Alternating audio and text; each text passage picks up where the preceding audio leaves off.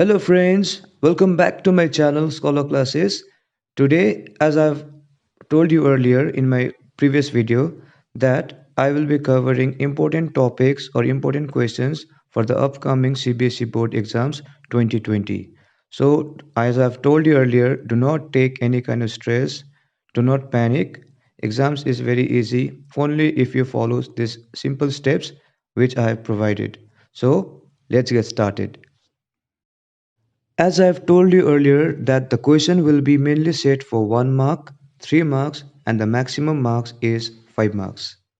First, we will discuss important questions for the above mentioned marks for chapter 1 from history, that is the rise of nationalism in Europe.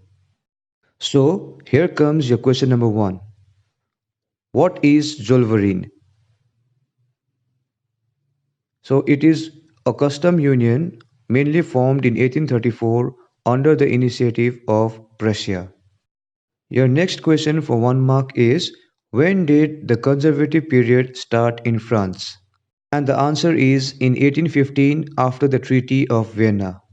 Your third question is, which form of government was functioning in France before the revolt of 1789? And the answer to this question is very simple, that is monarchy. So you must be knowing what is monarchy, isn't it? It's a form of government where the king is the actual head. Next question is, who formed a secret revolutionary group named Young Italy? The answer is Giuseppe Mazzini. Next question is, who remarked, when France sneezes, whole Europe will catch cold? Can you guess the answer? Yes, it is Metternich. Next question is, what is the importance of July Revolution?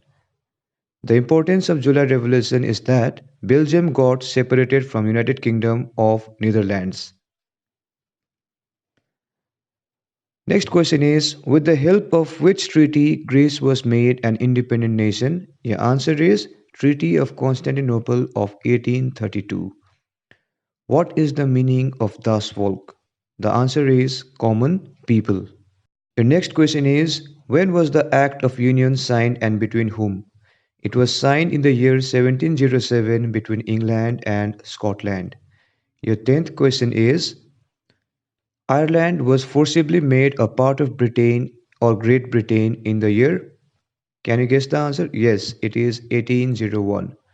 Next question is, what is the name of allegory of France and Germany? The name of allegory for France is Christian Marianne and the name of allegory for Germany is Germania. So what is an allegory?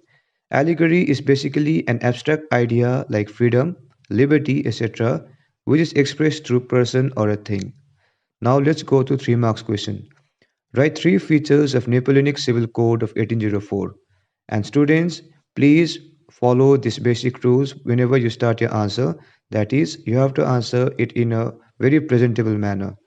So it established equality before law, it secured right to property, and it did away with all the privileges based on birth.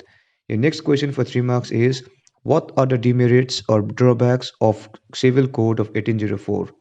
So, firstly, taxes were increased. Number two, censorship. And number three, forced conscription into French army. Next question is, what are the main objectives of the Treaty of Vienna? The main objectives of the Treaty of Vienna are as follows.